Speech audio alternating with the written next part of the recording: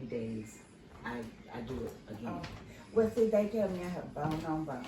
They want to do surgery. I have problems with anesthesia. No problem going to sleep, but waking me up is the issue.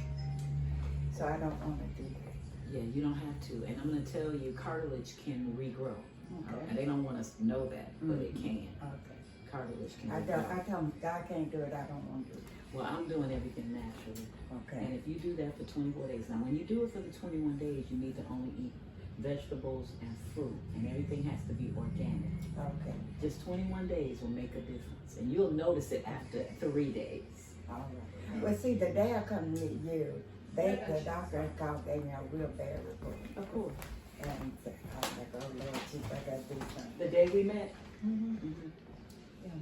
All right, pat the hair down. All right. Me too. How's my hair looking? I'm good. I'm good? Okay. All right. All right. So this is the a segment of the interview, and you're our first interviewee. And the reason why we're doing this is storytelling. That we really want to put stories out there from individuals in our community who can share information with us. So we'll be talking to pastors and lawyers and CEOs and people that own their own businesses and different things like that.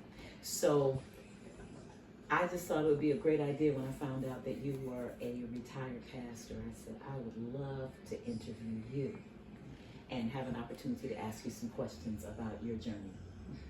Is that something that appealed to you? It appeals to me, but I don't know if I'd ever be classified as retired. I got it. Because I was walking down, I was at the Lowe's the other day, looking the worst I've ever looked in my life, and this lady called me from across the parking lot, Pastor Beavers, and then I thought, well, she's talking to another Pastor Beavers. And she said, Pastor Lillian Beavers, she come running over, can you pray for me? Yes. So I guess So I I'll understand. always be a pastor. Yes, you will. I'm not in the brick and mortar. So you're a retired senior pastor from the church, an actual church assignment. Yes. Okay, so now the world is your church. Yeah, I would say that. Okay, I like that. I'm not a brick and mortar pastor. Okay. Internet, maybe. All right. Okay. So tell me a little bit about your family, your early years. My early years. Would you like to start when I was born? Yes, ma'am. Okay, I'll give you start with the date and start, because that's what I was thinking about. I was born in 1944, July 1944.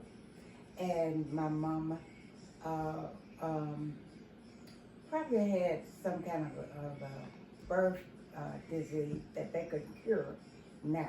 But back then they didn't have a cure for it. So my daddy brought me home when she died when I was a week old. And he gave me to my mom, to his sister, which I know is mom. She raised me. And he told God he didn't know how to raise me, so he was going to give me back to God. And he gave me to his sister. And at the time, he really just gave me up. I want to give dignity to this part of the story while giving honor to my mother, because the only mother that I know, because she raised me. Okay. She was really my aunt. But I want to give the honor that she deserved, that she never got. But she never got any financial support from my father. Okay. And she raised me, and we had a hard life.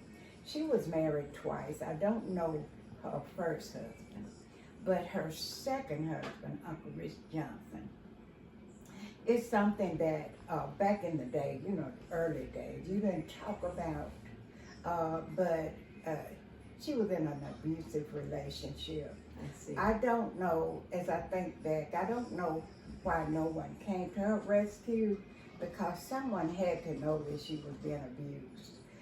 He literally would just have her down.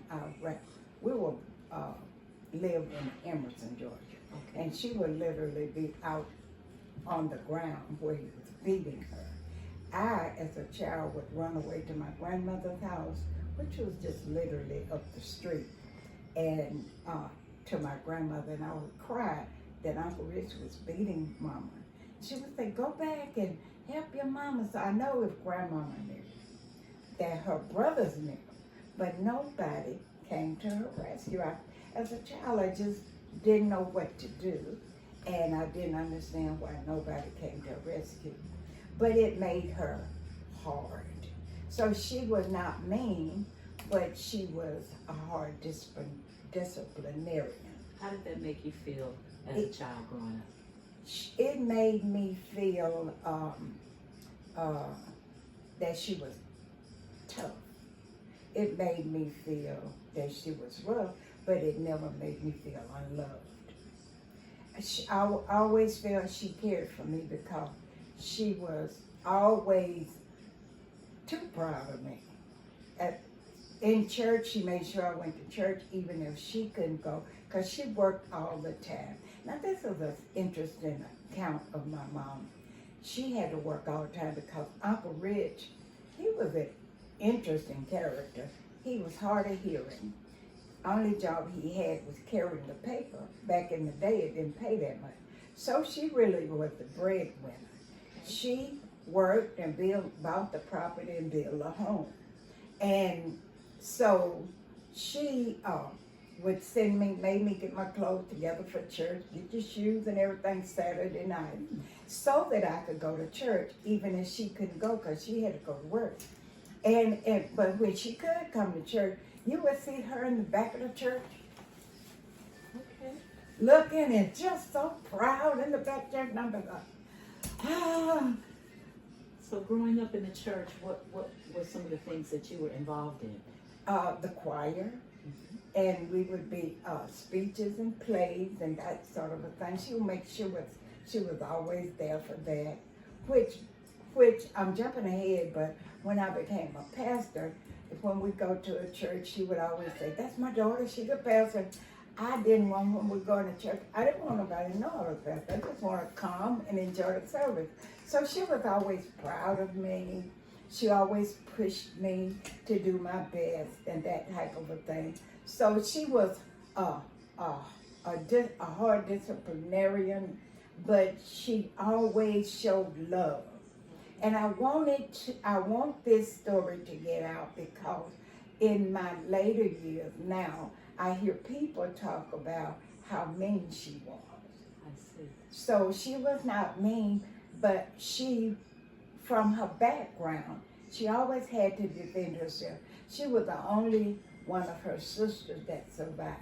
Okay. She had two sisters that died. Okay. And she had to grow up wearing her brother's hand-me-downs, so she was made fun of in school. So it made her tough. So tell me about you in school. What type of student were you, and what were some of the things that Quiet. you liked? I was very quiet. I think that I probably was shy. I know I was shy. People tell me I was overprotected by Mama.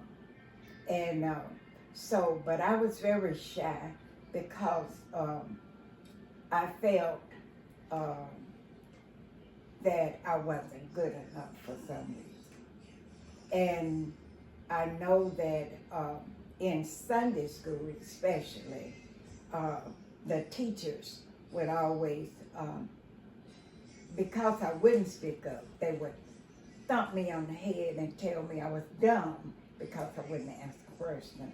And I wasn't dumb, I just thought that if I answered the question wrong, they were gonna call me dumb. So I just wouldn't answer the question. And that stemmed from childhood games that we would play in the car with my cousins. When we would go riding in the car, we would play childhood games because Mama not only raised me, but she raised two of my uncle's children as well. And they didn't look like me. They were what we would consider back in the day cuter, classified. They had what we would call, they were lighter skinned.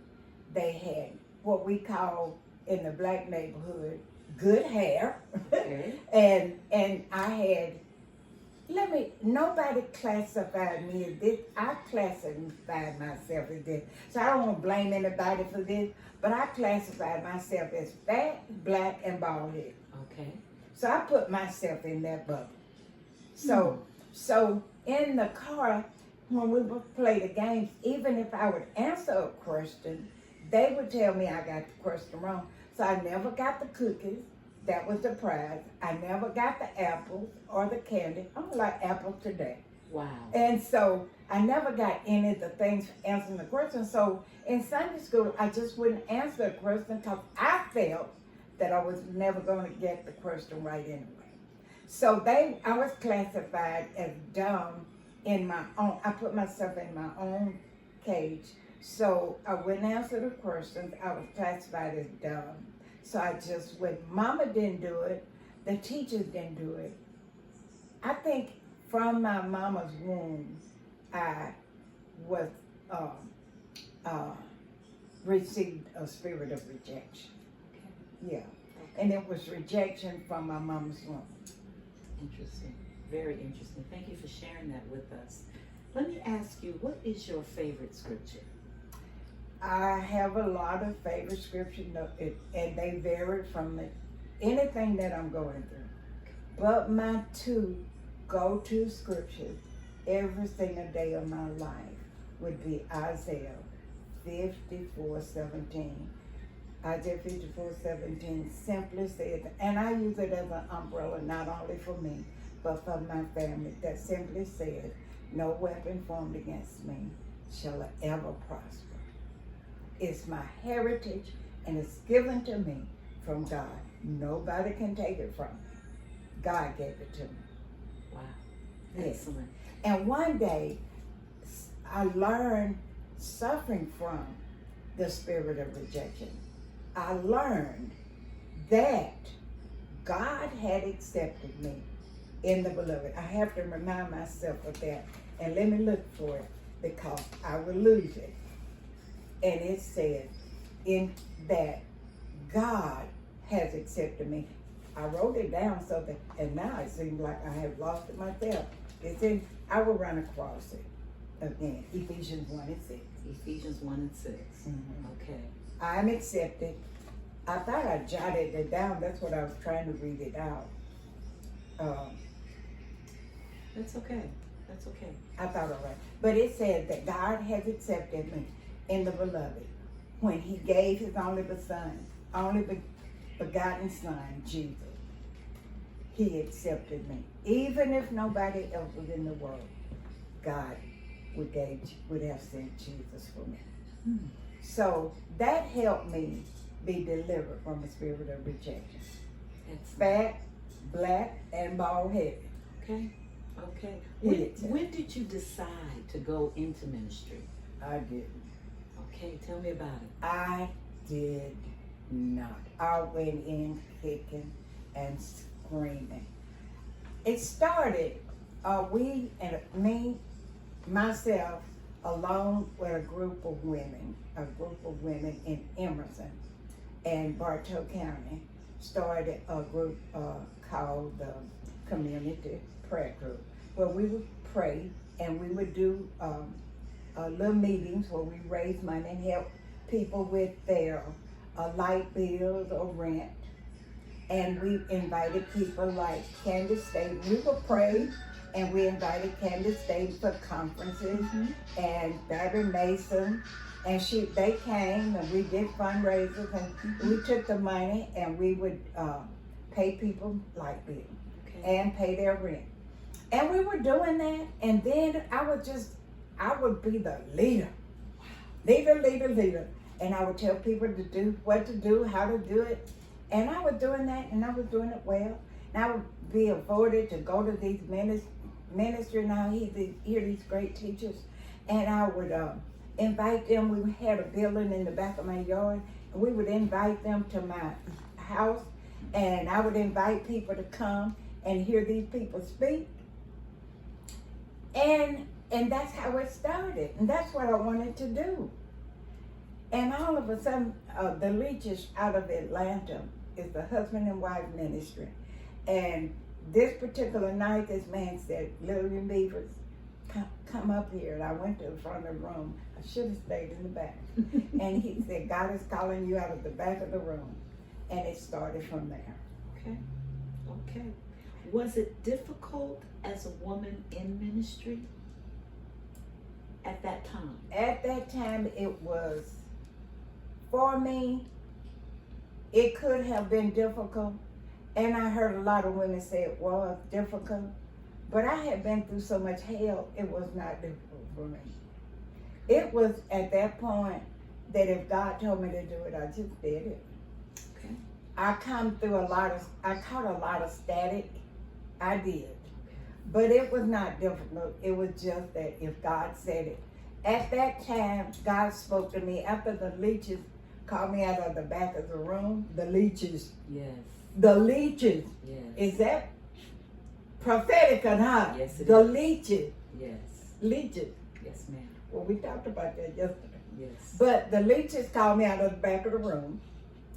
I came and God spoke to me and he gave me every detail. He told me to go to the Rome, Floyd County, to the Skytop Holiday Inn, speak to the manager of the Rome Skytop Holiday Inn, and tell him I wanted to do a women's conference called Women of the Word. He gave me every detail. I went there and told them what I wanted to do. And he told me how to do the flyers, told me what to offer to the women that were going to, who to invite, told them what I would pay. I had no money. $15 in an account called Lillian Beavers Ministry. And God is speaking to me. Wow. Prior to that, let me be very sensitive. When I was having meetings in my backyard, a family member said to my husband and to my mother-in-law that I was trying to start a church. I was not. That was the first thing in my mind. Didn't want to be a pastor. I was just trying to get people to hear the word. They told me I was being rebellious because I was supposed to do that in the church. I see. So I went to my husband and I talked to him. He said he was fine with it. I went to my mother-in-law and I talked to her. She said she had no problem with it. I told her, I promise you, I'm not trying to start a church. So we got that smooth over. So I'm still not starting a church, but I'm going to do what God told me to do. My husband had no problem with it. And that's when we went, God spoke to me to do the conference. It was there that God spoke to me to start a TV ministry called Jesus Alive Mission. Jesus Alive Mission? Mm-hmm. Yeah. So people came to this, when we sent out invitations, people contacted me from 8 different states. What year was that? 1988. Never forget it in my entire life. As long as I have a mind, I will never forget it. 1988. God packed out the Holiday Inn Skytop. Do you hear me talking to you? I do. People would call me on my telephone in this little old house right here. And I would talk to them like I was a professional. I would hang up the phone and I would go crazy. Who are these people and how do they know me? Yes. God did it.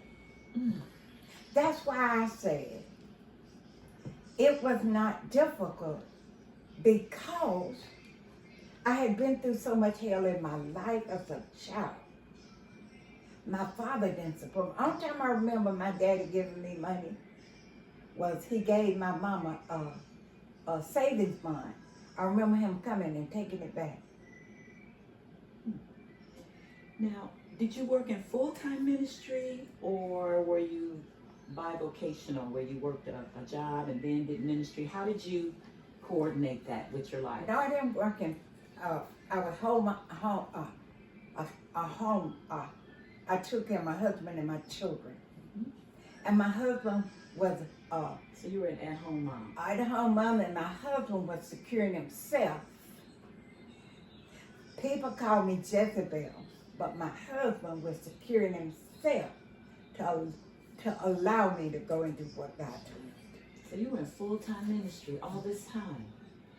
Did you attend seminary or Bible No, ma'am. college? I attended neology. Tell me about that. You pray all the time, and you cry out to God, and you ask God, please help me. Tell me what to do. You cry and you pray and you cry and you pray. Who were some of your mentors, some of the Oh, leaders babe. that encouraged you to follow First your call? Corinthians 4:17. I wrote it down for you. Even though you have 10,000 teachers and guides that guide you in Christ, you don't have many followers. But God gave me, because I didn't go, I guess, to theology, I had many, many fathers. Yes. I had my uncle Reverend William Darby. Okay. I had Bishop Jesse Smith. I had Bishop David Huskins. I had Bishop Jackie Beavers. I had Bishop Stephen Thomas. I graduated from prophetic school from Bishop Jordan. I had some people may get a little bit, have a little problem when I call Apostle Tamar William a father, so I call her a midwife. Okay. Apostle Gloria Gaynor, Apostle Pastor Marilyn Lee, Prophet Connie Williams. These have all pushed me through the womb of ministry. Wow. Interesting. When did you become a senior pastor? 2020, Okay. we started a church. Okay. We went into the building and become incorporated, and we became a church. A church. Okay. Okay. So who installed you? That would be Bishop Thomas, Stephen Thomas. That was the Church of Community Church. He was the community churches of churches out of Dalton, Georgia. Now, did you have to do like a trial sermon? Did they require No. that you do that? I didn't have to do the call. I was already preaching for him. Okay. I've been preaching for like maybe 20 years in a way. That's one of the things I didn't have to go through. I've been preaching in a way with Bishop, his name just went out of my mind, I'm sorry, but Bishop Thomas? no, Bishop Thomas too, but I was associate pastor with Bishop David, Bishop David, I want to say Houston, but he is not Houston. What is his name, Rashawn? Bishop David. What's Bishop David's last name? I was all looking at the camera, I'm sorry. Cedar Lake? Mm-hmm. Huskins. Huskins. Bishop David Huskins. I was his assistant pastor. I see. And then I was Bishop Jesse Smith. One of his pastors up at the House of Liberty as well. I see. So I was already operating as pastor like that. Okay. Well, I just wanted to ask you a question about if you could think of one of the most positive experiences that you've had in ministry, either as a senior pastor or an associate pastor, of all of the things that you could think of, if you could identify the most positive, the greatest experience that you've had. traveling to the Bahamas, to a place called 9 Mile Rock with Bishop David Huskins to minister to the women there. They would not allow their women to stand in the pulpit to minister. We were allowed to go with Bishop Huskins to minister. And this particular Pastor Sheila and I were the only two black people, female, that were allowed to go. There were other female women that went, but we was only black that went. And it was like they were taking it like it was a leisure trip. Mm-hmm. The churches that we went in had no windows or doors. And as you sat in the building, there were lizards crawling around, and we were there. And David made the announcement that one night that we had come to the church. We had come to the Bahamas to set the captives free. And I knew in my heart that he had made a declaration to every demonic force in the city. Because the next night the church was surrounded with people. And all the people were standing around, that came with us, they thought it was a leisure vacation. I knew that we were not on a vacation. And Pastor Sheila and I went back to the hotel. We hit our knees because I come from the School of Neology. Yes.